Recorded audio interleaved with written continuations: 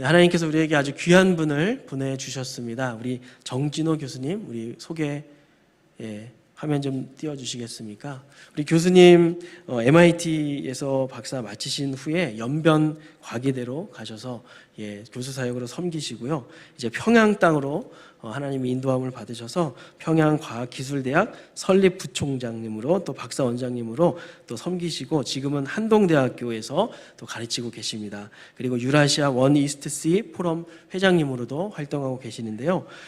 여러분 오늘 교수님, 저는 여러분들 앞에 교수님 오시는 게 정말 너무나 기대가 되고 귀한 시간인 것 같습니다.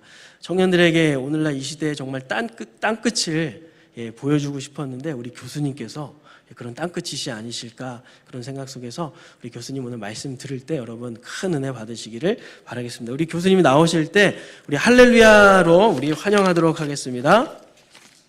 할렐루야.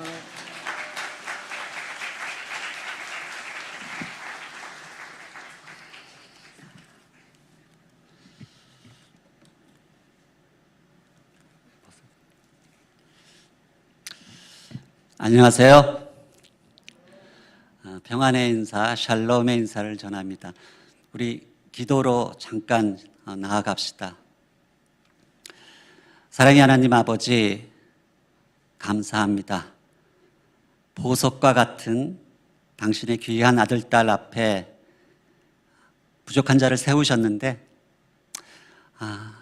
40분 주셨습니다.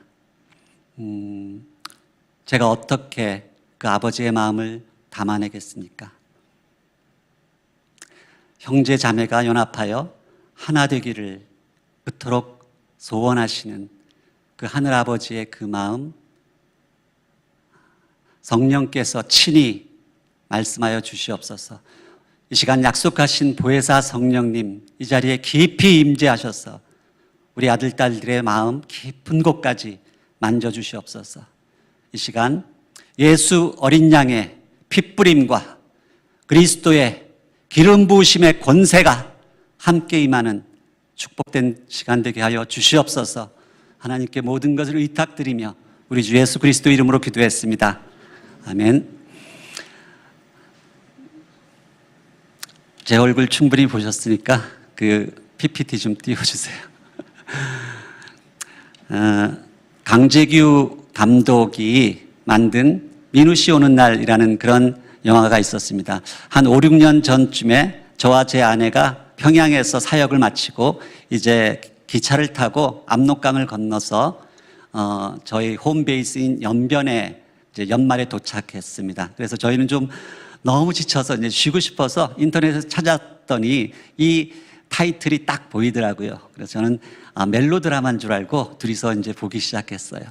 그런데 너무너무 가슴이 아파서 저도 많이 울었는데 제 아내는 마지막 장면에서 대성통곡을 하고 울었어요.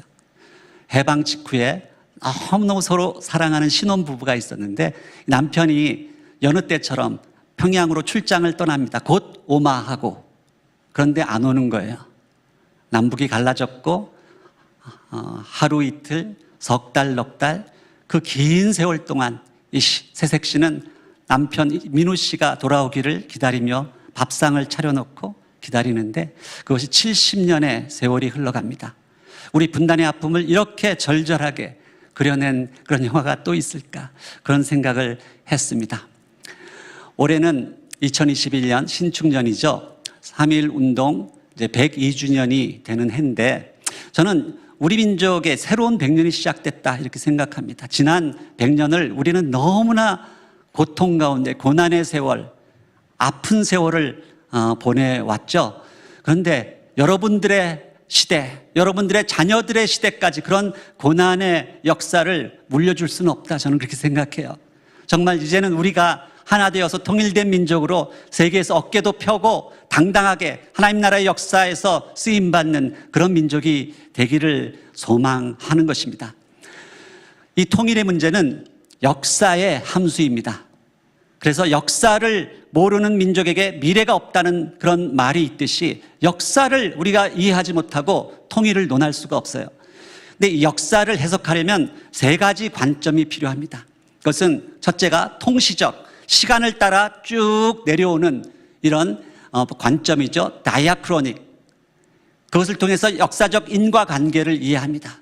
그리고 두 번째가 공시적, 이제 싱크로닉. 그 사건이 그 시대에 왜 일어났는지 공간적 배경을 쫙 펼쳐놓고 그것을 이해하는 것이죠. 그러나 우리 크리스찬들에게는 세 번째 관점이 또 필요합니다. 신구약을 통틀어서 하나님의 그 역사적 경륜이 어떻게 흘러가는지 그것을 동시에 이해해야만 우리가 이 3차원적으로 역사가 보이기 시작하는 것입니다. 우리 민족은 근현대사 150년 동안의 식민, 분단, 그리고 전쟁, 독재라는 이 뼈아픈 그런 역사들을 체험했습니다. 그 속에서 우리가 그렇게 흩어지기 싫어하는 민족이 전 세계에 흩어진 디아스포라 민족이 되었죠. 뿐만 아니라 그것을 이제 공시적으로 보면 전 세계 가장 많은 민족 180여 국에 흩어져 사는 그런 민족이 되었습니다.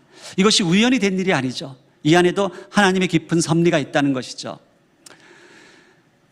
자기 가족을 이끌고 이집트 땅 자기 아들 요셉을 만나러 들어간 야곱이 바로 왕 앞에 섰을 때 자기 인생을 회고하면서 이런 이야기를 해요. 참 제가 험악한 세월을 살았습니다. 우리 민족의 인생이 여러분들이 어쩌면 여러분들의 부모님, 할아버지의 그런 세월이 험악한 세월을 살았는지 모르겠어요. 저도 만만치 않았거든요. 근데 이 세월이라는 단어가 해, 세, 달, 월입니다. 이 해와 달의 움직임 속에서 우리 인생이 흘러가는 거예요. 영어로 하면 타임 앤 타이드예요. 이 타임이라는 것은 물리적으로 직선적으로 흘러가는 이런 시간이라면 타이드는 이 순환적으로 이 밀물, 썰물처럼 그리고 혹은 여성의 그 월경 주기도 마찬가지지만 이렇게 순환적 시간을 타이드라고 해요. 근데 참 재미있는 것은 영어로 복음을 굿 타이밍이라고 하지 않고 굿 타이딩이라고 하죠. 사실은 이 순환적 시간 안에 하나님의 그런 생명의 신비, 비밀이 감춰져 있는 거예요. 헬라 말로 하면 크로노스 앤 카이로스. 크로노스가 물리적 시간 흘러가는 거라면 카이로스는 하나님이 정하신 특정한 때가 있다는 것이에요. 하나님이 의도적으로 창세기 1장 14절에 보면 이제 해와 달을 만드시고 여러 가지 징조를 보여주실 때 지구를 23.5도 기울이셔서 그 속에서 4계절, 봄, 여름, 가을, 겨울이 돌아가게 하셨어요. 이 계절이라는 단어, 히브리 단어가 모아딤인데 이 단어에는 절기라는 뜻이 또 있습니다. 이 절기를 이해해야지 우리가 하나님의 경륜을 이해할 수 있는 거예요. 성경은 이스라엘 백성에게 반드시 지키라고 명령하신 3대 절기가 있죠. 뭐죠? 유월절, 오순절, 초막절이에요. 근데 유월절은 지금도 우리가 부활절로 지키고 있죠. 여러분, 어린 양의 피를 문설주에 바르고 그 홍해를 가로질러 이집트를 탈출할 때 그 광야에 도달한 그 이스라엘 백성이 그 첫 열매 곡식을 흔들었던 그 초실절, 그게 바로 오늘날 우리가 지키는 유월절이죠. 이 성경의 절기는 다 음력으로 이렇게 돌아가고 있기 때문에 그것이 그래서 부활절이 계속 변하는 거예요. 그 초실절, 부활절 이후에 50일을 광야를 헤매다가 도착한 곳이 시내산 앞이죠. 그 시내산에서 모세가 올라가서 불같이 임하는 하나님의 영광 가운데 돌판에 10계명의 말씀을 받아서 내려온 날이 오순절이에요. 오순절은 어떤 방언, 은사, 이런 은사주의적으로 해석하는 것은 잘못인 것이죠. 오순절은 하나님의 말씀이 임한 날이에요. 그래서 마가의 다락방, 신약에서 보면 똑같이 불같은 성령의 그 기름 부음 가운데 이제 말씀이 임하니까 그 제자들이 거리로 뛰쳐나가서 복음을 전하기 시작하는 거죠. 구약에서는 돌판에 새겨진 말씀이 임했다면 신약시대에는 성령께서 우리 가운데 들어오셔서 마음판에 이 말씀을 새겨주시는 것입니다. 그래서 하나님의 백성이 어떻게 살아가야 할지 그것을 깨달아 알게 하시는 것이죠. 그래서 이 유월절과 오순절은 이 성경에서 이미 하나님의 약속이 성취된 절기예요. 그러나 초막절은 우리에게 남아있는, 여전히 이 감사의 절기, 어떤 그런 의미도 있지만 초막절은 그리스도의 재림을 상징하는 소망의 절기, 남아있는 미래의 절기인 것입니다.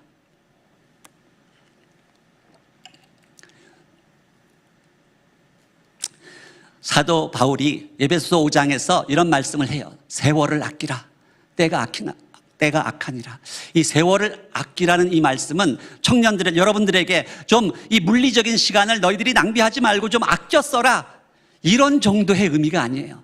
그 원어 헬라어에 보면 redeem the time인데 이 타임이 크로노스가 아니라 카이로스예요. redeem, 엑사고라죠. 카이로스라는 건 뭔가 하면 우리가 이런 복음 안에서 돌아가는 이 3대 절기 속에서 돌아가는 이 복음적 세월을 다 망각하고 전혀 감각이 없어요.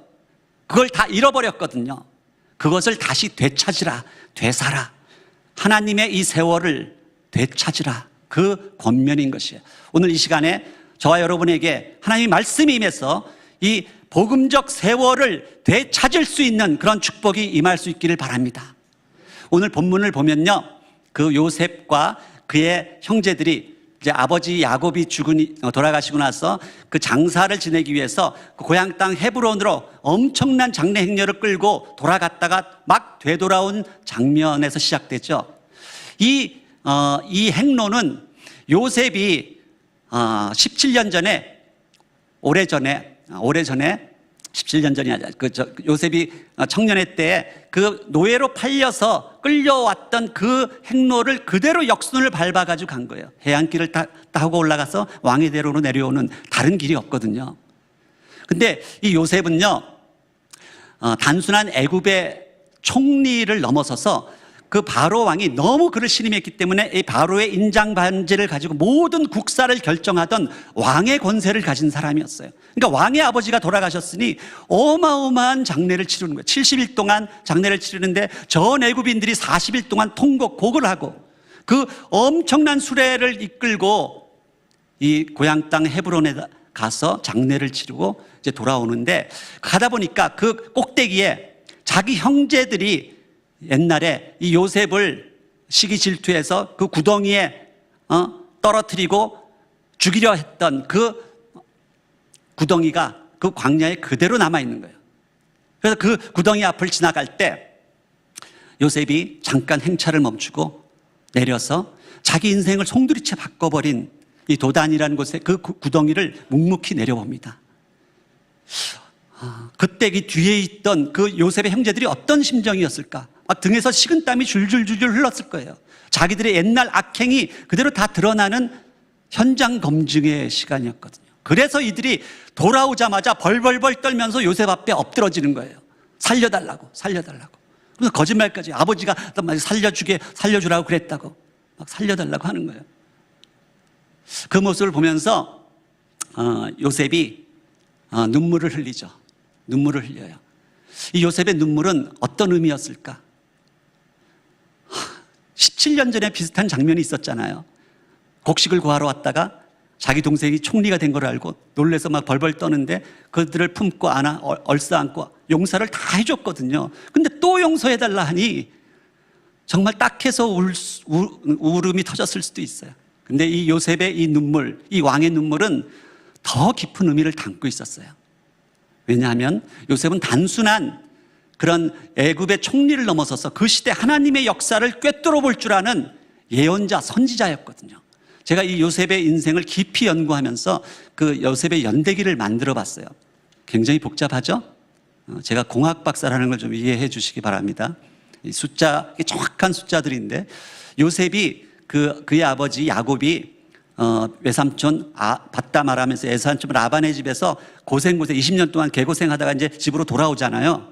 그때 그의 나이가 6살이었어요. 근데 이 야곱은 자기가 사랑하던 라헬의 맏아들 요셉을 이제 장자로 삼으려고 채색 옷을 지어 입히고 하니까 이 형들이 화가 날 수밖에 없는 거예요. 그래서 이 요셉이 장자가 되니까 그때 그의 할아버지 이삭이 살아계셨거든요. 그의 나이 6살인데, 그래서 요셉은 할아버지 이삭의 스라 무릎에 앉아서 그 어린 시절을 쫙 다 보냅니다. 우리에게는 지금 손에 잡히는 이 성경이 있지만 그 당시에는 이 구전된 말씀이 성경이었거든요. 그러니까 요셉은 어린 시절부터 할아버지 이삭을 통해서 그 아담에서 노아의 형수, 아브라함에 이르는 모든 선대의 그런 이야기들을 다 가슴에 품고 자랐던 사람이에요.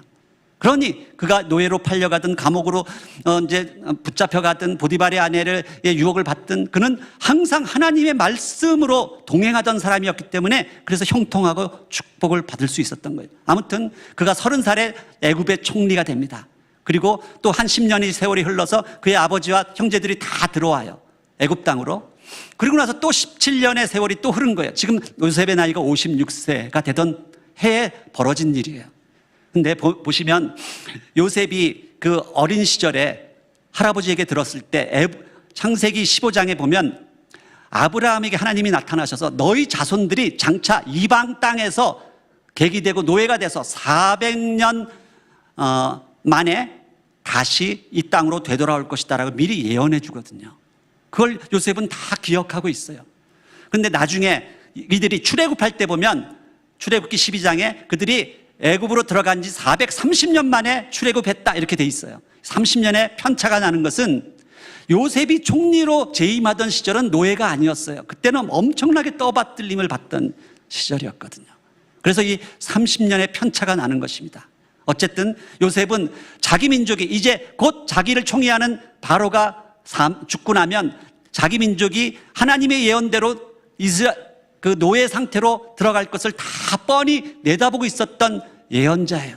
근데 그것도 모르고 자기 민족의 운명도 모르고 그저 눈앞의 것들, 눈앞에 자기 생명을 구걸하려고 벌벌 떨고 있는 그 형제들을 보니 너무나 딱해서 눈물을 흘렸던 것입니다. 요셉의 인생은 30, 40, 40으로 나눌 수 있어요. 총리가 될 때까지 30, 그리고 총리 재임 기간 40년, 그리고 총리에서 물러난 이후에 노예로 전락하는 자기 민족을 끌어안던 40년. 이것이 요셉의 인생인데요.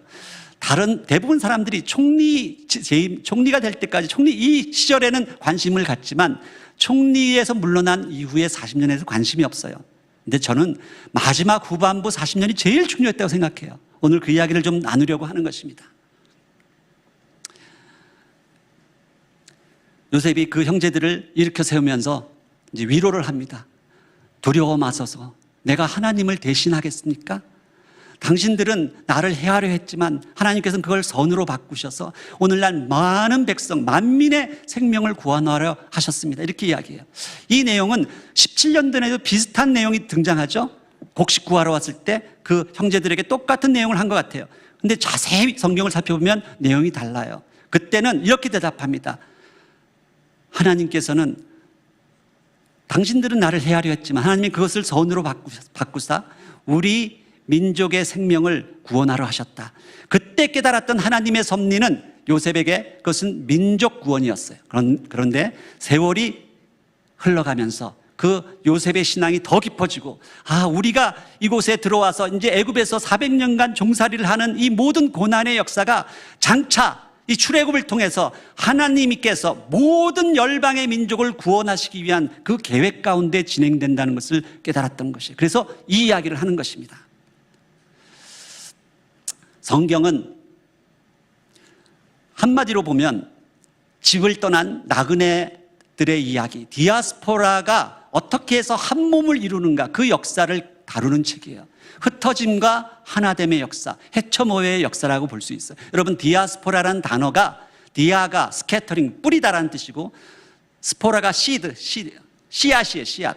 농부가 씨앗을 뿌리는 이유는 아무 목적 없이 뿌리는 게 아니죠. 장차 마지막 때의 수확을 염두에 두고 뿌리는 것입니다. 이 이야기를 지금 성경은 우리에게 가르쳐 주는 거예요. 최초에 아담과 하와가 죄와 불순종 가운데 에덴 동산에서 쫓겨나잖아요. 최초의 난민이 됩니다. 그리고 하나님 앞에 다시 회개하고 돌아와서 이제 구원을 받는데 그런 역사들이 끝없이 반복되는 게 성경의 역사예요. 야곱이 그 형과 싸우고 20년 동안 종살이하다가 귀환하는 이야기. 오늘 나오는 400년 애굽에서의 종살이하고 다시 돌아오는 이야기. 12지파들이 이제 이스라엘이 멸망하고 나서 온 열방 가운데 흩어졌다가 다시 나라를 되찾고 돌아오는 이야기. 이 모든 사이클이 돌아가는 거예요. 70년 바벨론 포로 생활의 그 사이클. 그런 가운데 이제 신약 성경에서 예수님께서 그걸 종합해서 한마디로 우리에게 가르쳐 주시는 게 이 탕자의 비유죠. 아버지를 불순종하고 집을 떠났던 이 탕자가 허랑방탕하게 인생의 밑바닥까지 떨어진 이후에 다시 아버지 집으로 돌아온 이 이야기를 우리에게 전해주는 그것이 성경 이야기예요. 근데 그 모든 이 사이클의 정점에 반드시 다시 오겠다고 약속하고 떠나신, 승천하신 우리 주 예수 그리스도가 다시 재림하시는 그 순간, 그것이 바로 왕의 귀환이죠. 그것이 성경의 클라이막스예요. 클라이막스. 그것을 향해서 이 성경은 그 스토리가 전개되고 있는 것입니다. 그래서 성경의 주제를 저는 한 몸이라고 표현해요. 한 몸, 몸이 하나 된다는 거죠. 하나 된다는 히브리 단어가 에하드인데, 이 에하드가 헬라 철학에서 이야기하는 플라토닉 러브처럼 정신적으로 하나 된다는 그런 뜻이 아니에요. 그것은 몸이 하나 된다는 거예요. 몸이 하나 되는 것. 성경은 몸을 강조합니다. 이 몸이라는 히브리 단어가 바사르인데, 바사르에는 복음이라는 아주 중요한 뜻이 또 하나 더 있어요. 그래서 구약의 모든 성경에 보면 이사야 61장에 주의 성령이 내게 임하셨으니 이는 가난한 자에게 복음을 전하게 하시려고, 찾아보면 바사르예요. 우리가 몸을 지닌 존재로 창조됐다는 것은 너무나 큰 복음이에요. 우리가 천사와 유령처럼 이 허공을 떠돌아다니는 영적인 존재가 아니라 몸이 있기 때문에 맛있는 음식도 먹을 수 있죠. 사랑하는 아내를 껴안을 수도 있죠. 몸이 있다는 게 복음이란 뜻이에요. 성경은 이 몸을 강조합니다. 그래서 우리가 몸으로 부활하는 것이죠. 근데 이 복음 중에 복음, 한 몸을 우리에게 가르쳐 주시기 위해서 하나님이 제정하신 그 법칙이 결혼이라는 거죠. 결혼. 이 에하드 바사르가 처음 등장하는 게 창세기 2장에 보면, 그러므로 남자가 부모를 떠나 그 아내와 연합하여 한 몸, 에하드 바사르가 될지라, 이게 등장하죠. 여러분, 아담이라는 히브리 단어는 남자라는 뜻이 아니에요. 남자 여자는 자카르, 네케바라, 다른 단어가 있고요. 아담은 사람이라는 뜻이에요. 그래서 이 사람 인자가 이 남자의 옆구리에서 여자가 빠져나오는 이것을 형상화한 그림인데, 그렇죠? 그래서 서로가 서로를 지탱해 주는 거잖아요. 여러분, 아직 결혼 안 하신 지체들이 많이 이 안에 계시죠? 아직 사람이 되지 않은 것입니다. 여러분들 반드시 사람이 되시는 축복이 임하실 수 있기를 바랍니다. 그래서 이 하나님이 하와를 창조하시는데 참 이상하잖아요. 처음에 남자를 창조하실 때처럼 처음에는 아담이 홀로 있었으니까 흙으로 빚어서 창조하실 수도 있었는데, 그렇게 하지 않고 아담을 죽은 것처럼 잠들게 하시고 옆구리에서 갈빗대를 하나 취하니까 물과 피가 쏟아지죠. 그것을 봉합하고, 그리고 아름다운 하와를 그것으로 만들어서 그걸 아담에게 데려오니까 그제서야 아담이 부시시 깨어나는 거예요. 그래서 아름다운 하와가 다가오니까 너무 기뻐서 이는 내 뼈 중에 뼈, 살 중에 살이다 라고 외치죠. 이 살 중에 살, 이것이 바사르 중에 바사르라는 뜻이에요. 복음 중에 복음이라고 외친 거예요. 여러분, 혹시 결혼한 지체가 있는지 모르겠는데, 여러분들 아내 된 자매를 바라볼 때 당신은 내 인생에서 정말 복음 중에 복음, 바사르 중에 바사르야 라고 이렇게 감탄하십니까? 그 축복이 있어야 돼요. 그 축복. 그런 사람을 만나셔야 돼요. 여러분, 최소한 저에게는 그랬어요. 그 허랑방탕하게 20대를 술에 쪄들어서 허무하게 살아가던 저에게 하나님께서 예수 믿는 아내를 허락하셔서, 지금 돌아보니까 그것이 제 인생의 복음 중에 복음이었더라고요. 여러분에게 또 그런 축복이 임할 수 있기를 바랍니다. 하나님께서는, 예수님이 마태복음 13장에 보면 천국의 신비를 풀어주시면서, 천국은 신비다, 미스테리온이라는 단어를 쓰세요. 근데 이 천국은 반드시 어떤 신비인데, 그 신비의 그 정점에는 고난이 따라와요. 한 몸을 이루는 게 천국의 신비인데,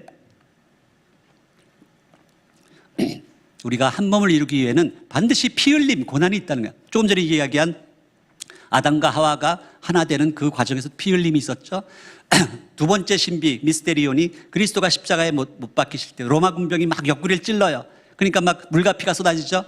그때 이제 예수님께서 음부의 권세까지 내려가는 깊은 잠에 빠지시잖아요. 여인들이 몇 사람 무덤가에 찾아오니까 부활하셔서 만나주세요. 한 몸을 이루세요. 이게 두 번째 신비라면, 이 또 하나의 미스테리온이 로마서 11장 25절에 보면 하나님께서 그 유대인들이 그렇게 메시아를 기다리는데, 그들이 정말 고대하는 메시아가 자기들이 2000년 전에 십자가에 못 박아 죽인 그 예수라는 것을 깨달아 알지 못하도록 눈과 귀를 가리고 마음을 완악하게 해서 그걸 알지 못하게 하셨다는 거예요. 그 바람에 이 복음이 그동안 2000년 동안 땅끝까지 이르러 복음이 진행되면서 이방인 교회가 일어나잖아요.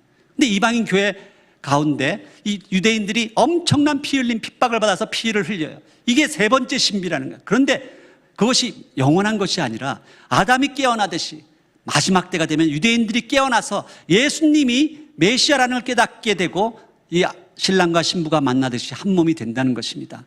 근데 우리 민족의 역사에서 똑같은 일이 벌어졌어요. 그게 뭔가 하면 여러분, 이 북한 땅이 우리 민족의 복음의 산실이었고 부흥의 그 진원지였다는 거 아시죠? 해방 직후에 북한에 3,000개의 교회가 있었는데 우리 남쪽은 선교사님들의 숫자는 훨씬 더 많았는데도 안 믿었어요. 완악했어요. 교회가 10분의 1도 채 안 되는 그렇게 큰 격차가 있었는데 북한의 공산 정권이 들어서면서 그 믿는 자들이 마치 갈빗대처럼 이 남한 땅으로 빠져나와서 새벽 기도하고 막 사경회하고 부흥 교회를 세우면서 오늘날 우리가 누리는 엄청난 경제 부흥, 영적 부흥이 북에서 내려온 것이에요. 그 갈빗대. 그걸 이해해야 돼요. 그럼 마땅히 이방인 교회가 유대인에게 복음을 받았으면 유대인을 섬기는 게 마땅하고 북으로부터 우리가 복음을 받았다면 북한을 섬기는 게 마땅한데 그랬나요? 역사적으로 보면 그렇지 않아요. 오히려 거꾸로 핍박하고 그들을 섬기지 않았던 것이에요. 세상 사람들은 그럴 수 있어도 우리 크리스찬은 그래서는 안 되는 거죠. 예루살렘 성전이 무너질 때 이스라엘 백성이 쫓겨나던 그 장면, 난민이 되는 거죠. 시리아 난민들이 지금 지중해 연안에 흩어지는 장면. 이 난민은 복음의 수용력을 극대화합니다. 그래서 하나님께서 때때로 우리를 난민으로 흩으시는 거예요. 그래서 유대 디아스포라는 초림 예수를 맞이하기 위한 영적 그런 네트워크였다면 지금 이 시대에 일어나는 종말적 디아스포라는 다시 오실 그리스도를 맞이하기 위한 그런 영적 그런 네트워크이다. 이렇게 이해할 수 있어요. 성경은 결국은 이 한 몸을 이루기 위한 대화 드라마를 쫙 진행해 가는 것이죠. 마지막 계시록 7장에서 유대인과 이방인 교회가 한꺼번에 죽임당하신 어린 양을 찬양하는 그 순간을 향해서 나아가는 것이죠. 우리 민족은 이 고난의 역사 속에서 해방을 맞이했지만 반쪽 해방이었고 열강의 틈바구니에서 희생양이 돼서 전쟁을 치르고 끔찍한 그런 원수가 되어서 지금까지 지내오고 있는 것이죠. 그런 가운데 정말 70년의 세월이 흘렀고 지난 2018년도에 정말 뜻하지 않게 정말 평창 올림픽을 통해서 이 남북 그런 아이스하키 팀 이런 그런 자매들이 만나게 되고 그 과정을 통해서 우리가 도저히 이해할 수 없는 이런 일들이 벌어졌었어요. 이것이 실패로 난 생각하지 않아요. 이것이 이제 시작인데 이 장면을 제가 평양각에 대해서 그 유학 보냈던 우리 그 유학생이 브라질 상파울 대학에 거기 가 있었는데 이들이 밤을 새서 이걸 보면서 막 둘이서 부둥켜 안고 펑펑 울었다는 거예요. 이제 마침내 우리나라가 통일이 되나 보다 싶어서 그 이야기를 몇 달 후에 들으면서 제가 가슴이 너무 아팠던 것은 정말 북한에 있는 이 학생들, 청년들처럼 우리 남쪽에 우리 학생들이 이 통일에 대한 이런 눈물과 애통함, 그런 갈망이 있는가 그 생각하니까 너무 아쉬웠어요. 어쨌든 우리가 지금도 여전히 원수로 이렇게 지내고 있는데 이제 2021년이 됐잖아요. 왜 이 역사가 중요한가 하면요, 우리가 믿는 이 기독교는 역사적 종교이기 때문에 그래요. 불교나 세상 철학은 관념의 종교, 깨달음의 종교지만 우리 기독교는 역사를 통해서 우리가 이해하는 것이거든요. 그 믿음의 선진들이 하나님 앞에서 어떻게 살아냈는가, 그 역사, 예수님께서 역사적으로 부활하셨다는 그 사실을 믿는 것이지. 그래서 우리는 지금도 우리 앞을 도도히 흘러가는 이 역사의 강물, 세월의 강물 앞에 서 있는 거예요. 그 속에서 하나님의 말씀이 지금 이렇게 임할 때 여러분들이 어떻게 반응할 것인가, 각 사람의 개인이 이 역사 앞에서 어떻게 반응할 것인가, 그것이 모아져서 우리 민족 공동체가 어떻게 반응할 것인가, 그 속에서 우리 민족은 하나님 나라에 어떻게 쓰임받을 것인가, 이것을 결정하는 것이죠. 그 중요한 시간이에요.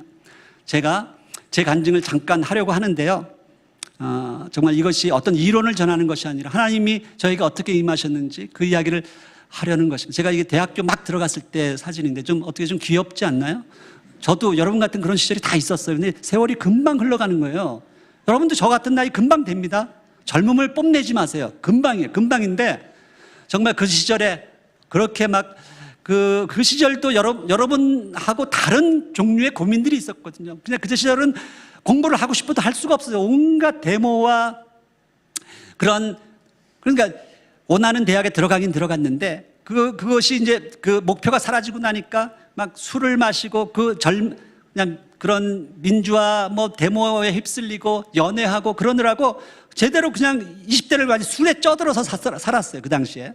근데 참 하나님의 은혜가 임하셔서 숱한 여자들이 있었는데 다 가지쳐 주시고 맨 마지막에 어떻게 예수 믿는 여자랑 결혼하게 된 거예요. 그래가지고 이제 그 결혼하고 싶어서 교회 나가준다고 약속했다가 3년 동안 약속 못 지켜서 남자가 자존심이 있어서 안 되더라고. 이게 믿지도 않는데. 근데 결국 보스턴에 가서 수많은 믿음의 선후배들의 눈물의 기도를 통해서 이 완악한 자가 결국은 디아스포라가 되니까 하나님 앞에 매달리게 되는 거예요. 그래가지고 이제 쏘가서 다녔어요. 쏘가서 교회 가고 뭐 바베큐 파티 있다고 그래서 가보니까 성경 공부 모임이고 다 그래가지고 했는데 결국은 이제 제 마음속에 하나님의 말씀이 임하고 나니까 로마서 1장 16절 어느 날 새벽에 읽는데 내가 이 복음을 부끄러워하지 아니하노니 이 복음은 모든 믿는 자에게 구원을 주신 하나님의 능력이라는 이 말씀이 이 날카로운 검처럼 들어오면서 눈물이 쏟아지기 시작하는데 6개월을 깊은 회심의 체험을 했어요. 그리고 나서 이제 이 90년 코스타에 가서 수많은 믿음의 선배들을 만났죠. 그 중에서 한 분이 김진경 박사라는 분이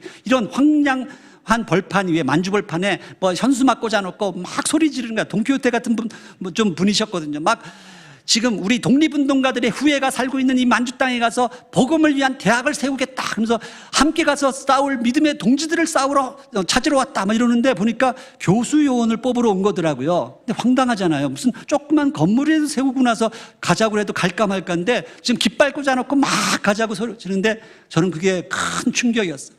아, 예수를 믿고 나니까 정말 저 하나가 그 고민했던 것은 결국 제 자신 한 사람의 문제. 내가 어떻게 세상에서 출세하고 더 좋은 자리에 올라가고 그것이 아니라 이 하나님 나라를 위해서 믿음을 위해서 인생을 던지는 사람들이 있구나. 그것을 깨닫고 충격을 받았던 거죠. 마지막 폐회 예배 설교를 하는데요. 홍정일 목사님하고 이동원 목사님 이런 분들이 오셔서 그 설교 제목이 지금도 생생해요. 청년들이여 영적 삼국 통일을 준비하라. 지금까지 그 당시 아직 한중 수교도 되기 전이었는데 남북 통일이 문제가 아니라 장차 디아스포라 우리 코리안과 함께하는 영적 삼국 통일의 시대가 온다. 그때를 위해서 인생을 투자하라. 이 한마디 안에 제가 제 인생을 이제 다 드리기로 선기 헌신을 한 거죠. 한 번의 설교가 한 사람의 인생을 바꿀 수 있습니다. 저는 오늘 이 시간에도 이 말씀이 떨어질 때 자신의 인생을 온전히 드리는 그런 청년들이 나타날 수 있기를 간절히 바라는 것입니다. 그래서 제가 이제 결국은 아내는 뭐 난리가 났어요. 자기가 남편이 교회 가기를 그렇게 바랬던 사람이지만 갑자기 중국 간다고 하니까 막 엉엉 울면서 내가 교회 가자고 그랬지 언제 중국 가자 그러냐면서 막 그 아내를 결국은 하나님이 말씀으로 만지셔서 저희가 1994년도에 들어갔는데 어떻게 좀 독립투사 같지 않습니까? 저는 지금도 우리나라가 통일이 될 때까지는 여전히 독립이 안 됐다고 생각하기 때문에 그런 세월을 살아왔고요. 그렇게 열심히 연명가기대를 한 10년 섬기고 더 이제 황당한 프로젝트가 이제 2000년도에 시작이 됐는데 평양가기대를 또 어떻게 외국인들이 평양에 들어가서 대학을 세우겠다는 걸 누가 믿어주었겠어요. 그것을 이제 다시 시작을 했는데 그 당시에 연명가기대 교수들도 아무도 안 따라가려고 그랬어요. 그러니까 너무 황당한 프로젝트였기 때문에. 근데 저는 우리 민족에 대한 그런 깊은 기도와 고민이 있었기 때문에 그 프로젝트에 이제 점프인을 했고요. 결국 제가 찍은 사진인데 뭐 연명가기대 시작할 때도 소 한 마리가 있었는데 지금 보니까 또 있는 거예요. 그래서 살짝 찍었고요. 근데 그 길도 없어서 길을 닦기 시작했고 정말 말씀 그대로 길 닦는 자가 돼서 이 길을 이제 고속도로에서 닦기 시작했고 이것을 스룹바벨 프로젝트라고 이름을 지었어요. 정말 미션 임파서블이라고 생각했거든요. 아무도 믿어주지 않았어요. 제 아내는 당신 이렇게 전 세계 다니면서 외치고 있는데 이거 실패하면 당신 사기꾼 되는 거 아니야? 저는 그때 깨달았던 게 야, 이 비저너리와 사기꾼은 종이 한 장 차이구나. 성공하면 비저너리예요. 실패하면 사기꾼 되는 거예요. 근데 그것을 그 리스크를 안고 결국 저희가 붙들었던 게 그 스가랴 4장 6절 이것은 사람의 힘과 능이 아니고 오직 여호와의 신으로 이 말씀 붙들고 달려갔고요. 정말 한층 한층 세워가는데 얼마나 많은 눈물의 기도가 있었는지 수많은 믿는 자들의 헌금을 통해서 이 북한 교육성 당국자들을 정말 설득하고 그래가지고 결국은 2009년도에 개교를 했고요. 제가 너무 힘들어서 잠깐 몇 년 쉬었다가 2013년부터 다시 들어갔는데 그 당시에 이제 가족을 데리고 이제 들어갔다. 그때 이제 아내를 처음 데리고 들어갔을 때 막 펑펑 울었어요. 정말 너무 힘든 세월. 이 기차를 타고 들어간 여러분 그 암살이란 영화 혹시 보셨나요? 거기 보면 한쪽에서 나라 팔아먹는 매국노들 있죠. 한쪽에서는 자기 인생을 들여서 독립운동하던 사람들 그 독립운동가들이 타고 다니던 그 압록강을 건너가던 그 기차를 그때도 타고 다녔거든요. 여러분 3.1운동 때 경성 하나만 남쪽의 도시고 그때 첫날 만세를 불렀던 7도시가 있는데 죽기를 각오했거든요. 그게 유관순을 비롯한 수많은 교회 청년부, 여러분 같은 청년부 학생들과 YMCA 학생들이 죽기를 각오하고 처음 만세를 불렀던 거예요. 바로 여러분 같은 20대들이 뛰쳐나간 거예요. 그런 기계가 우리 믿음의 선배들한테 있었다는 거죠. 이 압록강을 건너갑니다. 이제 평양역에 도착해서 한 30분 차를 타고 가면 그때 제가 기도하는 가운데 우리 가족을 데려가야겠다 싶어서 이제 둘째, 셋째를 데려갔는데 둘째가 이제 고3 막 올라갈 때거든요. 제가 가자고 그랬더니 얘가 아빠가 농담하는 줄 알고 아빠 저 고3이에요. 가자 했더니 얘가 화가 나서 처음에 문을 쾅 닫고 들어가서 사흘 동안 금식하는지 아예 나오질 않았어요.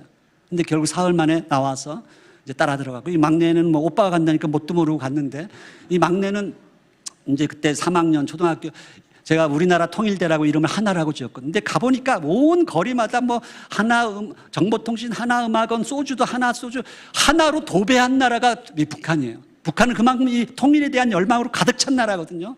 그러니까 얘가 막 이제 주눅이 드는 거예요. 주눅이 들어서 아빠 왜 내 이름 하나라고 지었어? 그래서 내가 여기 와서 산다고 우리나라가 통일이 될 것 같아. 그러면서 막 그런 애를 이제 달래가지고 우리 둘째는 평양과기대 애들하고 같이 이제 그 한 교실에서 공부한 거예요. 이게 엄청난 사건이거든요. 70년 분단 역사에서 이 남조선 괴뢰 아이가 이제 북한 아이들하고 같이 한 교실에서 처음 이제 애들이 처음에는 너무 놀라서 막 벌벌 떨다가 나중엔 너무 친해지니까 막 저 어깨 동무하고 다니고 뭐 축구 농구하고 뭐 샤워실 있고 빨개 벗고 샤워하니까 너무 친해져서 이 녀석이 집에 들어오질 않는 거예요. 친구들하고 노느라고.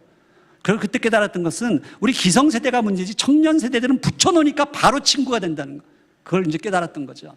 이제 그런 가운데 이제 애들이 이제 아침마다 자기들의 군가를 부르면서 이제 식당으로 들어오면 우리가 돈이 없어. 우리 학교를 다 우리가 운영해야 되니까 그걸 그냥 마음껏 떠먹게 하거든요. 근데 보세요. 기다리는 동안에 얼마나 공부를 열심히 하는지. 이거 서울대 교회에서 이거 보여줬더니 어떤 교수님이 끝나고 와서 다른 사진 필요 없고 이 사진 하나 달라는 거야. 지금 애들 정신 차리게 해야 된다. 그러면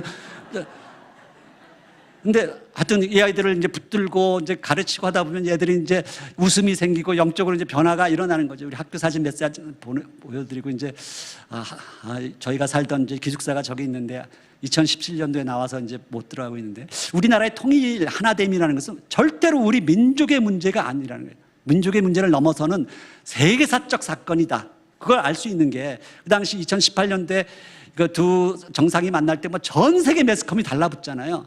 왜냐하면 우리나라 역사 속에서 청일전쟁, 러일전쟁도 마찬가지고 3.1운동도 그렇고 1987 민주화운동 우리나라에서 어떤 사건이 벌어지면 그것이 전 세계로 파급되는 거예요. 그것이 세계사를 바꾸는 그래서 이 우리가 통일이 된다는 것은 21세기 역사 전반을 뒤집어 엎는 사건이 되는 거예요. 그걸 알고 있다는 거예요. 근데 이것은 우리 크리스찬에게는 또한 영적 사건이기도 해요. 왜냐하면 우리가 통일이 되는 순간 영적 쓰나미가 세계 선교의 마지막 때를 향한 쓰나미가 일어나거든요. 그래서 이것이 결국 물류 유통이 일어나는데 그것이 뭔가 하면 경제적 물류만 일어나는 것이 아니라 이제 선교의 영적 물류가 일어난다는 걸 사단이 너무나 잘 알고 있어요. 그래서 길을 쓰고 이걸 막아서고 있는 거예요. 여러분 정말 제가 여러분 2030 세대가 통일에 대해서 아무 관심이 없고 오히려 반대하는 그런 새로운 보수 우파로 변했다는 것을 내가 이번에 나와서 깨닫고 너무너무 가슴이 아팠어요. 그래서 사실은 여러분들한테 너무 미안했고 속상했던 게 그게 여러분들의 잘못이 아니거든요. 여러분들을 그렇게 만든 기성세대들의 잘못이죠. 사실 젊음의 특징은 뭔가 하면요. 여러분 우리 한국을 찾아왔던 선교사들이 대부분 여러분 같은 20대 때 다 헌신한 거예요. 그거 아세요? 토마스 선교사가 대동강에서 목 잘려 죽을 때 27살에서 그 사람 10개국어를 하고 옥스퍼드 나오는 아주 수재 중에 수재였거든요. 그것을 다른 민족의 선교를 해서 던진 거예요. 우리 민족을 찾아왔던 수많은 선교사 다 20대 때예요. 저희 부부도 30대 초반에 제가 늦게 믿었기 때문에. 그런데 젊음, 청춘의 특징은 정말 이 자기의 이해 타산을 따지는 이익 기반에서 벗어나서 무엇이 옳고 그른가를 위해서 정말 가치 판단, 가치 기반의 근거에서 인생을 던질 줄 아는 게 그게 청춘의 특징이거든요. 근데 여러분들의 기성세대들이 여러분들을 정말 일자리 문제, 주택 문제, 많은 문제로 몰아가면서 청춘의 특징을 다 상실하게 만들었어요. 사실 이 386 세대들 그 당시에 데모하고 하던 그런 사람들이 나이를 들어가면서 이 가치 기반에서 이익 기반으로 변질되면서 결국 꼰대가 되어가는 거거든요. 근데 여러분들은 인생을 제대로 한번 살아보기도 전에 사실은 여러분들이 꼰대가 된 거예요. 왜 그런 줄 아세요? 통일에 대해서 관심이 없어. 이것이 얼마나 본질적 문제인데. 세상 사람, 세상 청년들은 그래도 돼요. 그런데 하나님 나라의 역사를 이해한다면 절대로 그럴 수 없는 것. 하나님은 하나 되게 하시는 분이고 사단은 갈라놓는 그 분리의 영이거든요. 우리 믿는 청년들은 정말 자기의 이해타산을, 우리 스프링필드에서 D.L. 무디 목사님이 여러분 같은 300명의 그런 청년들을 향해서 메시지를 던졌을 때 그 중에 3분의 1이 선교사로 헌신했어요. 그런 것이 청춘의 특징이거든요. 여러분, 통일이 된다는 것은 무슨 이야기냐면 여러분의 모든 고민들, 일자리 문제, 그 모든 것들이 한꺼번에 풀려져 나가는, 사실 여러분들을 위한 일이에요. 여러분들과 여러분들의 후대들을 위한. 그것을 여러분들이 잘 모르는 거예요. 이제는 여러분들이 역사관을 가지고 그것을 깨달아야 되는데, 보세요. 우리가 나라가 이제 대륙 세력과 해양 세력 사이에 끼어 있는 그런 존재가 아니라 이제는 하나가 돼서 유라시아를 향해서 뻗어가는 그런 나라를 만드는 것. 역사라는 것은 지금 이 동아시아의 수레바퀴와 중동의 수레바퀴, 이 21세기 역사가 이 두 개가 연동되어 있거든요. 이것이 돌아가면서 세계 역사를 지금 움직이고 있는데 이 역사를 보는 관점이 있어야 되는 거죠. 사실 그래서 지금 여러분들이 아까 이야기한 것처럼 통시적, 공시적, 그리고 영적인 관점에서 역사를 보는, 평양에서 예루살렘을 바라볼 수 있는 그런 역사관이 필요한데, 그래서 제가 정말 그것을 여러분들에게 너무너무 전하고 싶어서 3년 동안 박사 논문 쓰는 것처럼 해서 쓴 책이 바로 이 책입니다. 여러분들의 선배들이 20대 때 과거에 어떤 모습이었는지 그것을 드러내고 싶어서 세 사람의 주인공, 구례선 선교사, 그 다음에 리동희 장군, 손정도 목사, 이 세 분의 롤 모델을 여러분들한테 소개하고 싶어서 이 책을, 여러분들이 역사책 쓰면 안 읽을 것 같아서 소설 형식으로 재미를 곁들여 쓴 책인데, 구례선 선교사는 정말 우리나라에 감추어진 보석과 같은 선교사예요. 북간도의 그 은진중학교 윤동주, 문익환 목사 이런 분들 알죠? 다 구례선 선교사의 제자들이에요. 이 사람을 여러분한테 소개하고 싶고, 이동희 장군, 우리 임시정부의 초대 국무총리였고 부흥사였고 교육자였던 사람, 손정도 목사, 이 남한과 북한을 통틀어서 유일하게 존경받는 목사님 손정도 목사, 의정원 원장이었던 임시정부, 그 두 아들이 지금 남과 북에 지금 따로따로 묻혀 있거든요. 지금 우리 평양가기대 학생들 얼굴 다시 한번 보여드리고요. 이들이 바로 여러분들과 함께 이제 통일시대를 끌고 갈 여러분들의 동역자들이에요. 저는 그 아이들 생각할 때마다 너무너무 미안해. 복음이 우리 한국 땅에 들어와서 우리를 변화시키기 위해서 이 아이들이 대신 아담처럼 잠들어 있는 거예요, 지금. 근데 이것이 영원한 잠이 아니고 언젠가 그들이 다시 깨어나서 아담과 하와처럼 합해질 날이 온다는 거예요. 포로 3세대, 여러분들이 바로 포로 3세대입니다. 이 다니엘과 에스겔처럼 전쟁을 치르면서 포로로 끌려갔던 세대, 우리 한국전쟁 치렀던 그런 할아버지들 다 돌아가시고 계시잖아요. 포로 1세대. 저희 같은 사람들, 우리 이민교 선교사님 같은 사람, 평양 땅에 들어가서 길 닦는 자들, 스룹바벨 성전을 세우고 했던 스가랴, 학계 같은 이런 사람들이 포로 2세대예요. 우리가 지금 길을 닦아놨어요. 근데 마지막 이 스룹바벨 성전을 완성한 사람들이 누군가 하면 느헤미야, 에스라, 에스더. 이 여러분 중에서 그런 느헤미야, 에스더, 에스라가 나타나야 돼요. 그게 이 성전을 완성하는 세대, 포로 3세대예요. 여러분 세대 2030, 그 세대가 나타나기를 기다리는 것입니다. 이것이 남쪽이 활대고요, 그 다음에 화살이 북쪽에 감추어져 있다고, 그리고 디아스포라가 활 시위를 당기는 것. 이제 말씀을 마무리합니다. 요셉의 인생 중에서 마지막 40년이 왜 중요한가 하면, 이제 그가 총리에서 물러나고 자기 민족이 노예로 전락하는데 총리로 모았던 수많은 재산이 있었을 거 아니에요. 그것을 아까 뭐라고 하냐면 그 형제들을 일으켜 세우면서 두려워 마소서, 이제 내가 당신들과 당신들의 자녀들을 기르리이다 해요. 기르리이다. 기른다는 이 콜이라는 단어는 먹인다는 뜻이에요. 예수님이 디베라 바닷가에서 베드로에게 내 양을 먹이라 했던 그 단어. 요셉은요, 자기의 모든 재산을 실제로 그 자기를 죽이려 했던 원수들의 자녀들을 먹이는데 마지막 40년을 다 쏟아부었어요.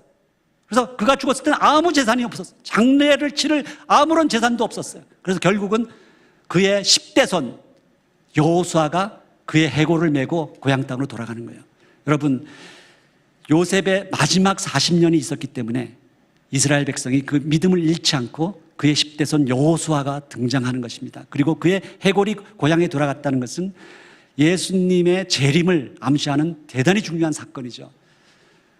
요셉이 왜 울었습니까? 자기 민족에게 닥칠 그 모든 역사를 내다보고 있었어요. 예수님이 왜 우십니까? 자기를 따라오는 여인들을 바라보면서 자기가 십자가에 달리고 나서 예루살렘 성전이 무너지고 자기 민족이 다 흩어질 것을 다 알고 계셨거든요. 그 애통한 눈물이 있었던 거예요. 이 이산가족의 눈물.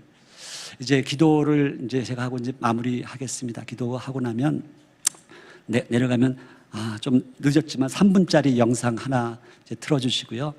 이제 평양가기대 우리 학생들 얼굴 좀 보시고 여러분들과 함께할 그 믿음의 동력자라는 것을 생각하고 그들을 품고 기도해 주시기 바랍니다.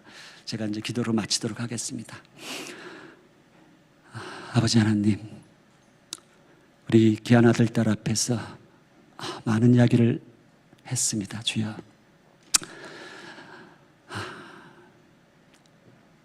아버지께서 미처 못한 이야기 깨닫게 하시고 기억나게 해 주시옵소서.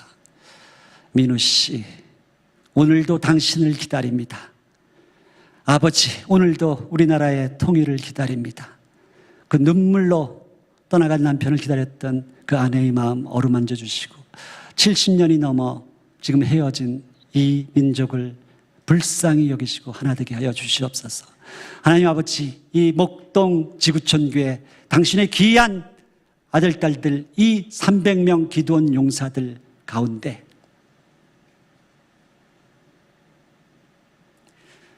하나님께서 임하셔서 자기의 그 작은 이해타산의 인생을 거는 것이 아니라 역사 속에 수많은 믿음의 선진들이 걸어갔던 그 고귀한 삶, 우리 민족의 하나된 통일을 위해서 자신을 던져서 느헤미야와 에스라와 에스더처럼 쓰임받는 많은 일꾼들이 나타날 수 있도록 주여 축사하여 주시옵소서. 이 청년들의 인생을 온전히 부탁드립니다. 이들을 붙드시고 축사하시고 쪼개셔서 마음껏 사용하여 주시옵소서. 하나님께 모든 것을 부탁드리며 예수 그리스도 이름으로 기도했습니다.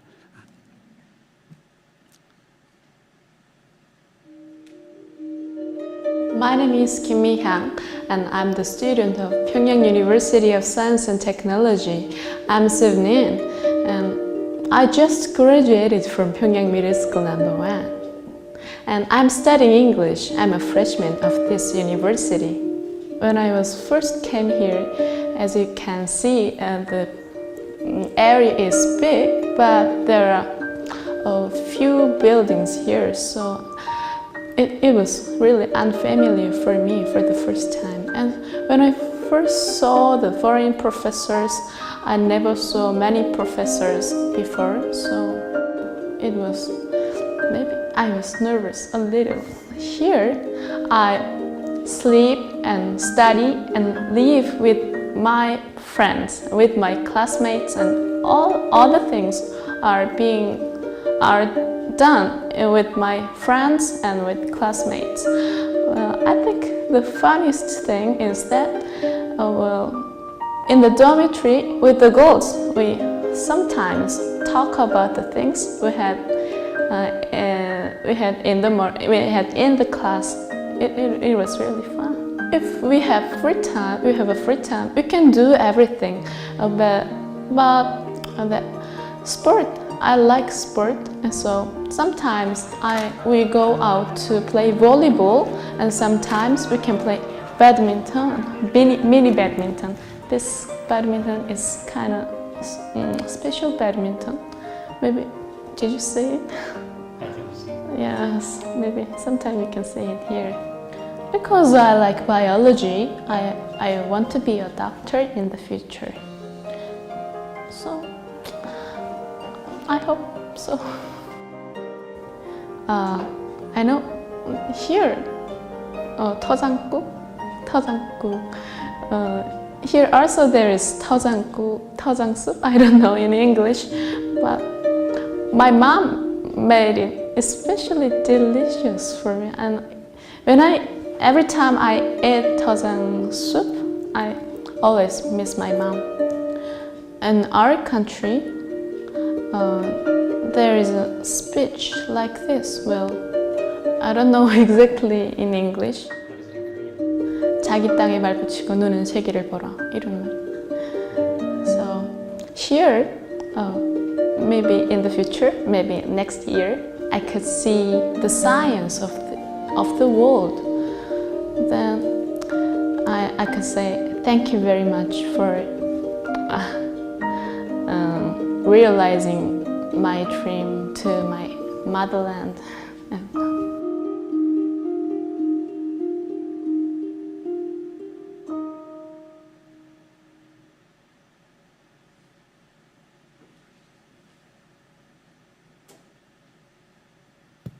네, 약 5, 6년 전에 교수님 올라오십시오. 5, 6년 전에 우리 정 교수님과 함께 그 평양과기대, 연변과기대, 또 한동대학교 이렇게 3개 대학교 축구 대회를 기도했던 일이 있었습니다. 근데 오늘 말씀을 들으면서 새로운 대학교 하나를 또 마음에 품게 됐습니다. 지구촌 청년대학교라고. 여러분들과 함께 같이 축구했으면 어떨까 생각이 듭니다. 지금 이 시간에 한 20여 분 정도 Q&A 하려고 합니다. 여러분들 중에 이제 중간중간에 마이크가 좀 준비되어 있거든요. 그래서 혹시 교수님께 손 들어주시면 마이크.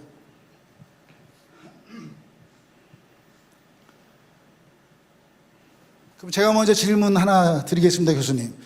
제가 2018년도 평창 패럴림픽 때 북한 선수들 함께 출전을 하게 됐는데요. 그때 한반도기에 울릉도 독도 표시가 없다는 것 때문에 단일 입장을 북쪽이 거부했습니다. 그 이유에 대해서 한번 말씀해 주셨으면 합니다. 예, 사실은 우리가 독도는 우리 땅이라고 막 외치는 것 훨씬 이상으로 북한 사람들은 독도 울릉도가 우리 조선의 땅이라는 것을 어릴 때부터 가르쳐요. 그래서 북한에서 우리보다 먼저 독도에 대한 영화도 만들었고요. 피 묻은 략패라는 그런 영화인데, 그래서 북에서 온 한동대 우리 그 학생이 있는데 그 학생한테 물어보니까 자기는 어릴 때부터 하도 독도 이야기를 많이 들어서 독도가 자기 북한에 있는 섬인 줄 알았다는 거예요. 그 정도로 독도에 대한 그런 그 애정이 깊은 게 북한 사람입니다. 그런데 이제 한반도에 독도가 빠진 거 알고 막 너무 이제 화가 나서 우리 이 기 들고는 공동 입장 못 한다. 딱 그렇게 나온 거죠. 근데 요번에 일본에서 또 올림픽 하면서 독도를 또 자기 거기다 집어넣는 바람에 북한에서도 굉장히 지금 화가 나 있는 상태입니다. 여러분 좀 당황스럽지 않으세요? 울릉도 독도는 조선 북쪽 땅도 아닌데 자기 나라의 땅이라고 이렇게. 참 저는 굉장히 2018년도 평창 패럴림픽 때 단일 입장을 거부하는 걸 보면서 실제적으로 참 많이 혼돈했던 역사적인 것에 대한 무식했던 점을 고백하게 됐습니다. 다 질문 이렇게 해주시면, 표해 주시면, 어떻게 한국말을 잘 못 알아들으시나요? 네. 우리 외국에서 온 친구들도 있고 한데 통역도 가능하니까 이렇게 질문 손 들어주면 됩니다. 또 생각하는 여유를 두기 위해서 제가 그럼 또 하나 이어서 질문 드리겠습니다. 동해에 대한 이야기. 제가 울독 TV를 이렇게 구독하면서 동해를 시작으로 또 굉장히 구체적인 어떤 프로젝트를 하나 생각하셨던 거 잠깐 좀 듣고 싶은 마음입니다. 예, 제가 이제 한국에 와서 이 통일에 대한 마음, 북한에 대한 마음을 청년들에게 좀 많이 알리고 싶은데 너무 그게 이제 애통한데 청년들이 관심이 없잖아요. 그래서 이제 우리 북에서 온 우리 학생 하나랑 같이 울독 TV라고 이제 유튜브 방송을 지금 이제 2번 했어요. 2번 해서 이제 앞으로 계속 나갈 텐데 북한을 바로 이해하기. 요즘에 북맹이라는 이야기가 있거든요. 북한을 우리가 너무 몰라요. 그래서 북한을 바로 알리고 통일에 대한 꿈, 그리고 우리가 저는 이 동해를 제가 이제 유라시아 원이스트 시 포럼이라는 게 우리말로 표현하면 유라시아 하나의 동해 포럼이에요. 그러니까 이 동해가 우리 한반도만의 동해가 아니고 유라시아 대륙 전체의 동해라는 거예요. 그래서 우리가 남과 북이 이어지면 이 시베리아 철도 실크로드를 타고 우리가 유라시아 대륙까지 뻗어갈 수 있거든요. 그것이 우리가 이제 앞으로 가야 할, 여러분 세대들이 가야 할 길인데 지금 우리가 섬처럼 막혀 있잖아요. 여러분 일제시대 때만 해도 지금 신촌역에 한번 가보세요. 신촌역, 옛날 신촌역사에 가보면 일제시대 때도 이 경성에서 기차 타고 프랑스 파리까지 계속 갔거든요. 그걸 지금 우리가 못하고 있는 거예요. 그로 인해서 우리가 경제적으로 그리고 뭐 많은 그 지리적으로 받고 있는 손해가 말도 못하게 크거든요. 근데 여러분들 시대에는 이제 그 길을 열어야죠. 그 길이 열리는 순간 우리가 통일이 흔히 될 때 뭐 여러 가지 뭐 역사적 의미, 이산가족도 만나고 그런 거 다 좋은데 가장 큰 이유는 뭔가 하면 여러분들과 여러분 자손 세대에 돌아갈 경제적 이득이에요. 근데 그것을 사실 일본의 산케이 신문이나 그 교토통신 같은 데서 통일 비용이라는 말을 먼저 우리한테 미끼로 던졌어요. 왜냐하면 일본은 우리가 통일되는 걸 정말 싫어하는 나라거든요. 근데 그걸 우리가 덥석 물어가지고 여러분들 중학교 때부터 통일 비용 그 이야기를 너무 많이 듣고 자랐거든요. 그래서 통일이 되면 우리가 손해나는 줄로 그렇게 잘못 오해하고 있는 거예요. 그런 세대들을 만들어 버렸다, 우리 기성세대들이. 그래서 너무너무 안타까운데 실제로 통일은 여러분들의 살 길이고 여러분들의 미래다. 저는 그렇게 자신 있게 이야기할 수 있습니다. 네, 저희들에게 소중한 또 경제적인 미래까지 책임져 주신 교수님께 뜨거운 박수 한번 올리겠습니다. 네, 이곳에는 또 우리 그 사모님도 앉아 계십니다. 뭐 사모님께도 질문할 수 있는데 그건 개인적으로 해주시고, 네, 또 질문 있으시면 네, 오케이, 저쪽 손 드셨습니다. 자, 한번 일어나 주실래요, 우리 청년 학생? 네, 안녕하세요. 청년 2부 정진철이라고 합니다. 교수님께 질문 드리고 싶은데, 저는 개인적으로 한 10년 전쯤에 이제 YWAM과 이런 걸 경험하면서 통일에 대한 마음을 품게 됐고, 연변과기대도 사실 가봤었고, 또 평양과기대 이야기도 한 10여 년 전부터 듣고 있었는데, 그러면 사실 이 20, 30대들이 그 오늘 교수님께서 나눠주신 그런 비전에 대해서 함께 실질적으로 어떤 것을 동참할 수 있는지, 그러니까 10년 전에 저도 듣긴 했지만 그때부터 지금까지 계속해서 막연하게만 이렇게 듣고 있거든요. 실질적으로 저희가 한국 땅에 살아가면서 할 수 있는 게 어떤 것인지 이런 좀 더 프랙티컬한 부분을 알고 싶습니다. 제가 평양과기대 세우면서 2007년도, 6년도, 7년도 그때 하나님이 스가랴 9장 12, 13절을 비전으로 주셨어요. 정말 그림처럼. 아까 복음의 화살 그림 기억나시죠? 활대 그리고 화살. 거기 보면 남유다가 활대다, 그 다음에 북이스라엘은 화살이다 이렇게 표현하고 있어요, 성경에. 그런데 활대와 화살만 있으면 아무 일도 못해요.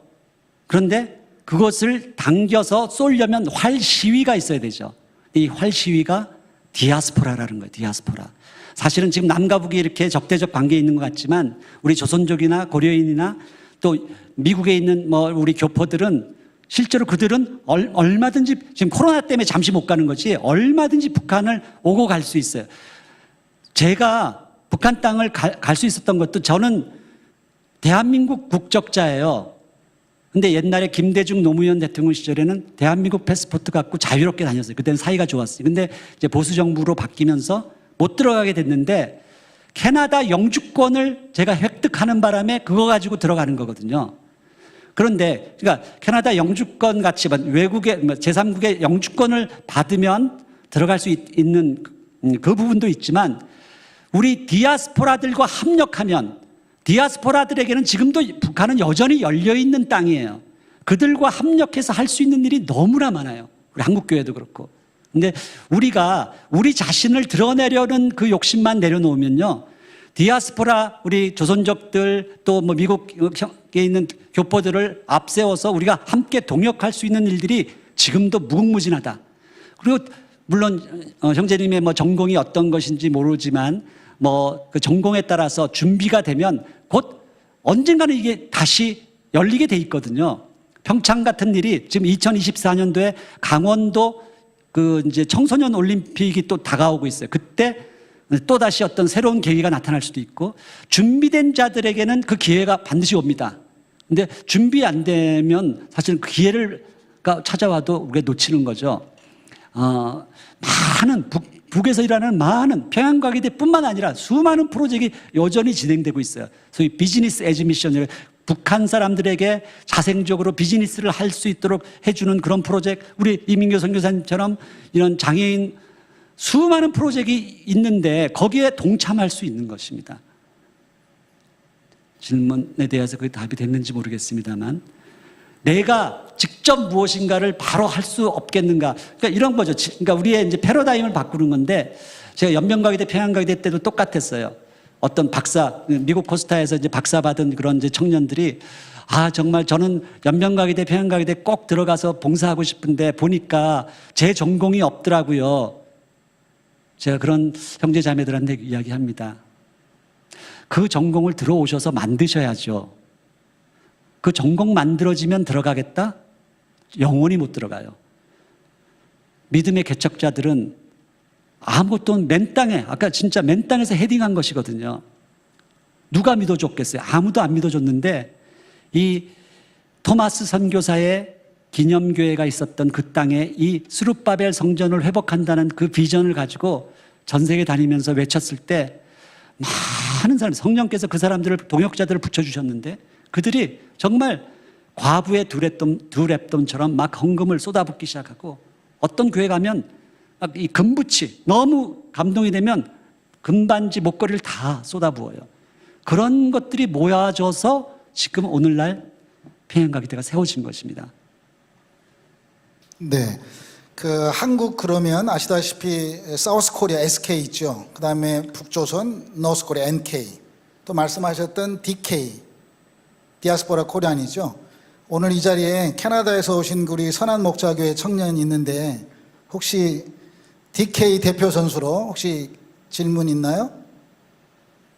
우리 이쪽 줄에 계십니다.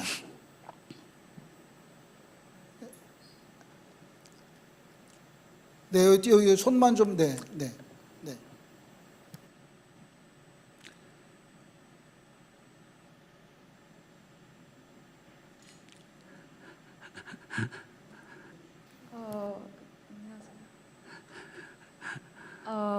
영어로 할게요. First of all, it's been a very moving sermon, so thank you. I don't know very much about North Korea as well, and so I wonder if there's any opportunity for DK people to actually reach out to North Korea as well. Like, are there any? I don't know. I don't know how much South Korean people know about North Korea, but me as a DK person, I didn't have any chance to know about it. So I wonder if there's anything we could do as well. Thank you. 마스크를 끼고 하는 바람에 웅웅거려서 자세는 못 들었는데 아까 우리 청년이 그 질문한 거와 비슷한 것 같아요. As a DK, you are a Korean Canadian, right? I'm half Chinese, half Korean. Half Chinese. I see. So there are so many people. 교수님 홍콩 패스포드. 그렇군요. As you saw in the Pyongyang University and Science and Technology, there are so many faculty from all over the world around. 교수님 그 조선말로 하셔도 다 이해는 됩니다. 이해는 하시는군요. 예. 그러니까 사실은 그 아까 SK, NK, 그다음에 DK가 있는데 또 하나의 K가 뭔가 하면 LK라고 그러나요? 러브 코리아. 그 조선을 너무너무 사랑하는 전혀 관계가 없는 그런 이제 교수들이 평양과기대안에 너무 많이 들어와 있어요. 인도 사람, 핀란드 사람, 뭐 영국 사람, 독일 사람. 이들이 그들을 우리 학생들을 위해서 눈물을 흘리면서 기도하는 걸 보고 있으면 저는 너무나 미안하고 이제 부끄러워요. 정작 우리 같은 민족인 우리들도 그렇게 기도를 안 하는데 이 사람들이 무엇이 그렇게 애통해서 이 북한 우리 형제 자매들을 위해서 기도할까 생각하면 너무나 부끄럽고 감사한데, 하나님께서 아까 말씀드린 것처럼 이 한반도의 통일은 단순한 우리 민족의 문제가 아니라고 말씀드렸잖아요. 이게 열리는 순간 마지막 때 세계 선교의 쓰나미가 흘러갈 거예요. 그걸 알기 때문에 사탄이 막고 있는데, 그것을 깨달은 수많은 민족들이 북한을 위해서 지금 눈물로 기도하고 지금 함께 동역하고 있는 것이거든요. 사실은 이런 비전이 우리 자매님한테 부어진다면, 기름 부으심이죠. 이게 부어진다면 정말 하지 말라고 해도 그냥 북한을 향해서 들어가게 될 거예요. 사실 저도 역시 제가 30살 나이에 그때 이제 코스타라는 집회에서 그 비전을 받았기 때문에 저의 모든 것들을 이제 내려놓고 뛰쳐 들어갔잖아요. 사실 오늘 제가 이 짧은 시간이지만 기도하면서 여러분들을 만나기 위해서 기도할 때, 오늘 이 300명이라고 그러시더라고요, 목사님이. 300명 이 기도원 용사 같은 사람들 중에 이 한 번의 메시지로 자신의 인생이 변화되는 그 형제 자매들이 꼭 나타나게 해 주십시오. 이걸 위해서 기도했습니다. 그래서 우리 지금은 DK가 뭘 해야 될지 잘 모른다고 생각이 될지 모르지만, 그래서 결국은 이 비전을 받는 거예요. 그 사도행전 2장에 보면 성령의 기름 부으심이 임할 때 이제 노인들은 꿈을 꾸고 젊은이들은 환상을 보잖아요. 환상. 이 환상이라는 게 비전이거든요. 그러니까 사실 이 역사를, 그러니까 성령이 들어오신다는 것은 이 영혼을 다스리시는 하나님이 나와 이제 M&A가 되는 거거든요. 그러면 우리가 기껏 해봐야 100년밖에 안 사는 이 인생이 얼마나 보잘것없는 것이라는 걸 바로 깨닫게 돼요. 그렇기 때문에 영원, 이터너티를 향해서 우리가 인생을 투자할 수 있는 그 용기가 생기는 거거든요. 그게 성령의 기름 부으심을 받은 사람의 특징이에요. 그래서 그 환상과 꿈이 여러분들에게 부어지는 순간 내가 무엇을 해야 될지 바로 답이 나오게 돼 있어요. 정말 선교사들이 어리석게 인생을 투자하는 게 절대 아니거든요. 그들이 가장 계산적인 사람들이에요. 하나님 앞에 그 요셉이라는 그 인물은 나중에 백보자 앞에서 저와 여러분들의 모든 인생을 이제 결산할 그런 왕의 신분이죠. 왕. 그분 앞에 설 날이 반드시 있다는 거예요.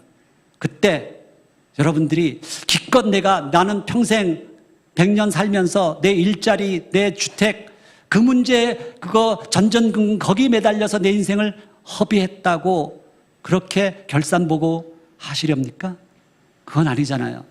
내가 정말 예수 그리스도를 믿고 내 믿음이 성령 안에서 그것이 분명하다면 이것은 아주 계산적인 답이 나오는 것입니다. 내가 무엇을 위해서 헌신해야 될지. 네, 여기까지만. 네.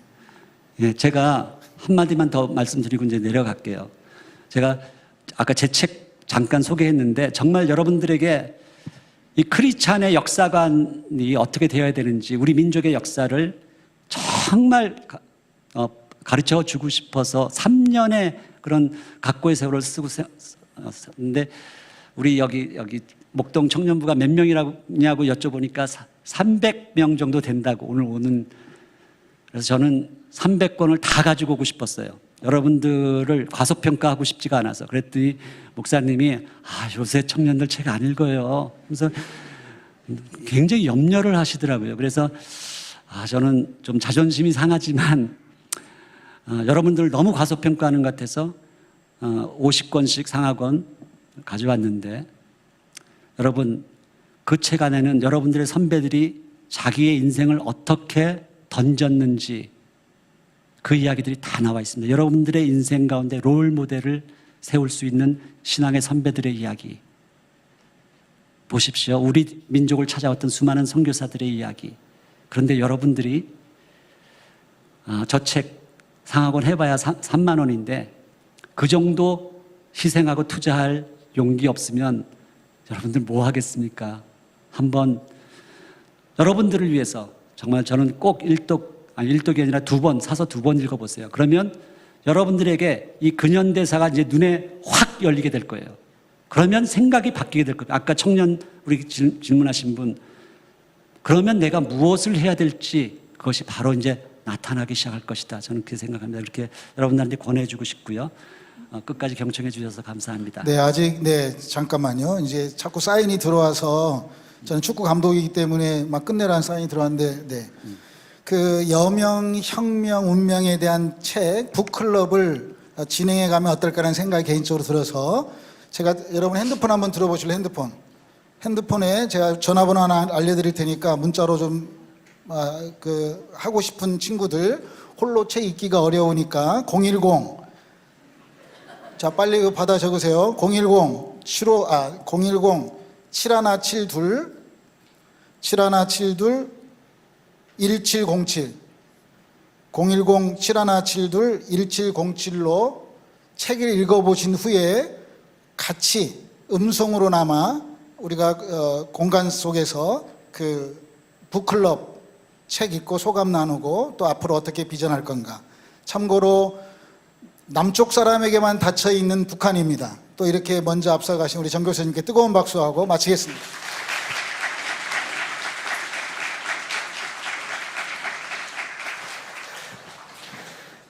네, 여러분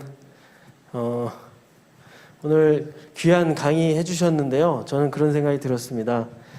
우리가 너무 내 문제에만 매몰되어 있고 몰두하기 쉬운 우리인데 하나님께서 지난 수천 년, 수백 년 동안 특별히 우리 한국 땅, 이 한반도 땅 위에 하나님 역사의 주관자이신 하나님께서 어떻게 그 거대한 손을 들어서 이 세상을 이끌어 오셨고 어떻게 역사에 오셨는지 그리고 지금 어느 순간에 우리가 살고 있는지 보여주신 것이라 생각합니다. 아직도 우리 안에 갈 길이 멀지만 오늘 우리 귀한 우리 강의해 주신 우리 교수님, 이건 큐시트에 없는 내용인데 제가 이제 밑에서 그런 감동이 들어서 우리 어차피 시간이 좀 오버됐기 때문에 조금만 더 오버해서 우리 교수님 우리 네 분 초청하고 좀 축복해 드렸으면 좋겠는데요. 여러분 괜찮겠죠? 네, 교수님하고 우리 사모님 죄송합니다. 제가 미리 양해를 못 드렸는데 괜찮으시면 네.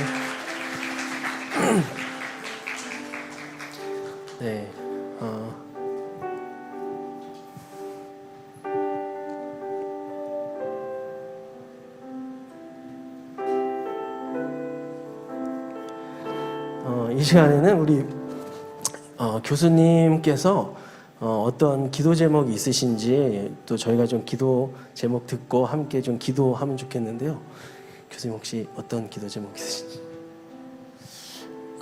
오늘 평양가기대 이야기 좀 많이 했기 때문에 지금 코로나로 인해서 외국 교수들이 하나도 못 들어가고 있어요. 근데 조만간 다시 이제 들어가서 그 대학이 잘 운영될 수 있도록 그 대학을 위해서 우리 학생들을 위해서 아까 영상 보셨잖아요. 너무너무 착하고 순진한 그런 학생들이에요. 여러분들의 친구들이에요. 그냥 그 학생들이 정말 여러분들과 같이 장차 공부도 하고 운동도 하고 연구도 하고 같이 동역할 수 있는 벤처기업도 만들고 스타트업 만들고 그럴 수 있는 시대가 곧 올 수 있도록 위해서 기도해 주시고요.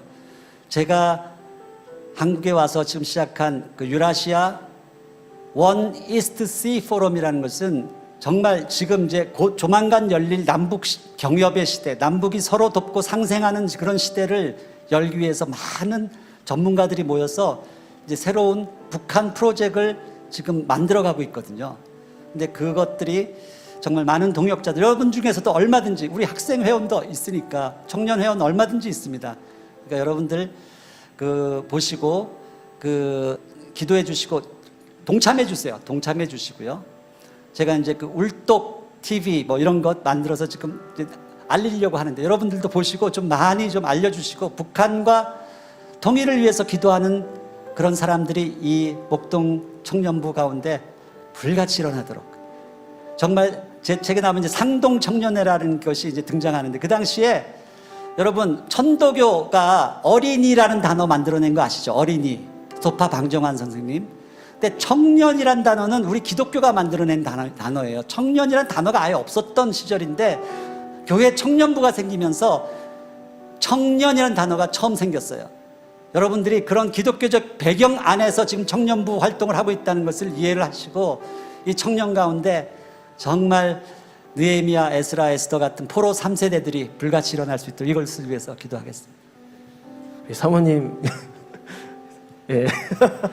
네, 여러분 자리에 한번 일어나 주시겠습니까? 우리 교수님 그리고 사모님, 우리 교회 우리 또 글로벌 블레싱 우리 스태프들 많이 계신데요.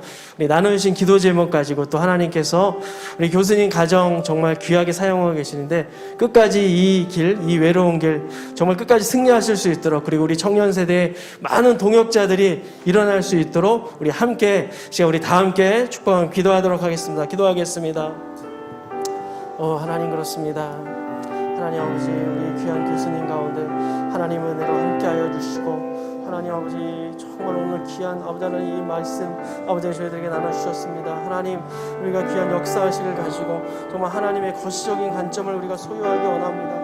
교수님 아버지 하나님 행하시고 있는 여러 가지 준비하고 또 지금 아버지 이루시고 있는 여러 가지 사역 가운데 하나님 정말 주님께서 놀라운 은혜로 함께 하시고 기름 부어주시고, 하나님 청년 세대를 깨우시며 하나님 함께 아버지 하나님 동역을 일으키며 이 한반도 땅 더 나아가 이 세계 곳곳에 뻗어나갈 수 있는 하나님 아버지 귀한 아버지 하나님 나라의 일들이 일어날 수 있도록 도와주시옵소서.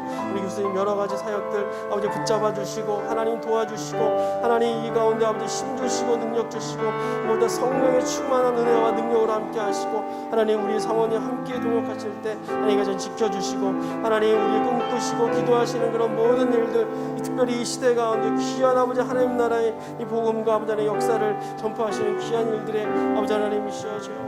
아버지 많은 기회들을 허락하여 주시고 하나님 많은 사람들을 일으켜 주옵소서. 주님 도와주시고 역사하여 주시옵소서. 하나님 아버지 감사합니다. 성경의 수많은 그런 인물들을 통하여 하나님 역사하신 것처럼 우리 사랑하는 우리 정진호 교수님, 우리 사모님, 하나님 그 연변 땅 그리고 그 평양 땅까지, 그리고 지금 이 한반도 이 포항 땅이 대한민국 땅에도 주님 인도해 주셨습니다. 하나님 우리 교수님 이 가정을 통하여 하나님 영광 받아주신 줄 믿습니다. 하나님 우리 교수님 가운데 부어주신 그 사명이 정말 우리들의 사명인 줄 믿습니다. 이 시대에 우리 청년들의 사명인 줄 믿습니다. 우리 교수님 가시는 곳곳마다 이 하나님 나라의 아름다운 아버지 하나님 이 비전들이 펼쳐지며 함께 동역자들이 일어날 수 있도록 하나님 동역의 기쁨을 허락하여 주옵소서. 하나님 교수님 여러 가지 또 외롭고 어렵고 또 새롭게 헤쳐나가시는 이런 모든 사역 가운데도 하나님 수많은 사람들 함께 마음을 모아 동역할 수 있도록 도와주시고, 우리 지구촌의 모든 청년들도 이 하나님의 거룩하고 거대한 비전 가운데 동참할 수 있도록 주님께서 인도하여 주시옵소서. 감사드리며 살아계신 예수님의 이름으로 기도하옵나이다. 아멘. 감사합니다. 우리 축복의 박수 했습니다. 우리 마지막으로 찬양하고 예배를 마치겠습니다.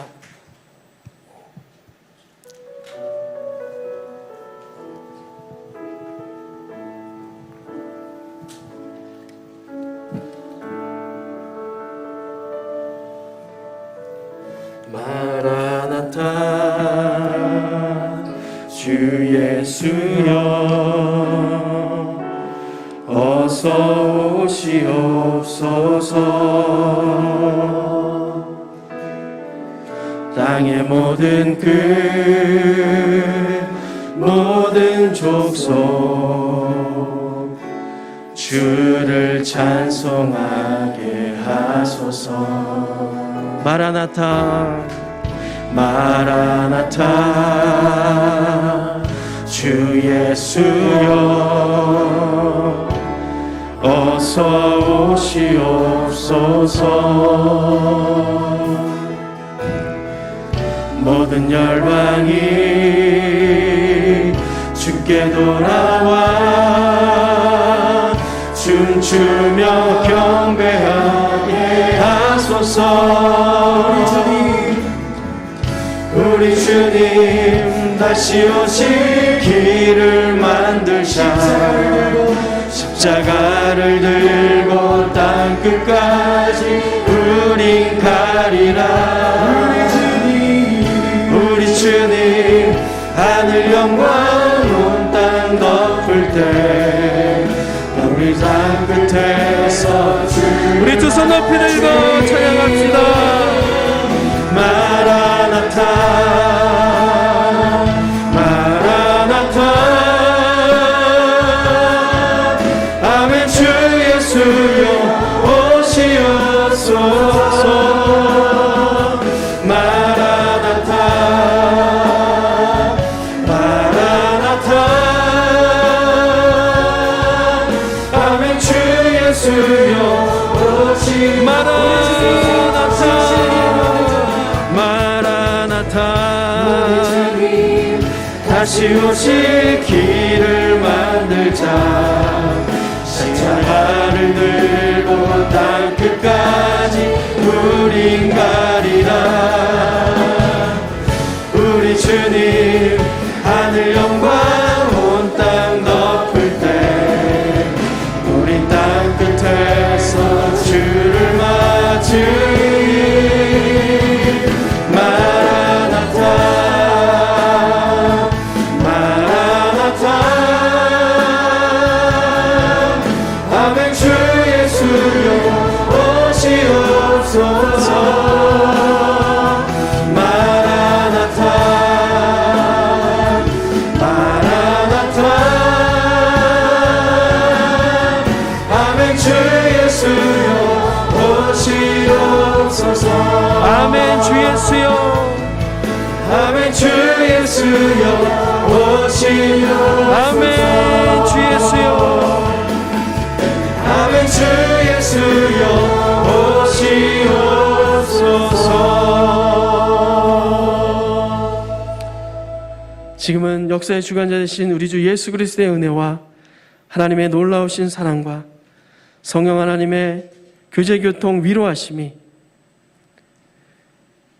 이 통일 세대 정말 하나님의 거룩한 부르심 앞에 우리의 인생을 드리겠노라고, 우리가 앞으로 새로운 관점으로 주님 앞에 달려나겠노라고 결단하며 다짐하는 모든 심령들 머리 위에, 그리고 하나님의 눈물 그 북한 땅 위에, 그리고 우리 교수님 모든 사역 가운데 영원토록 함께 계시기를 축원하옵나이다. 아멘.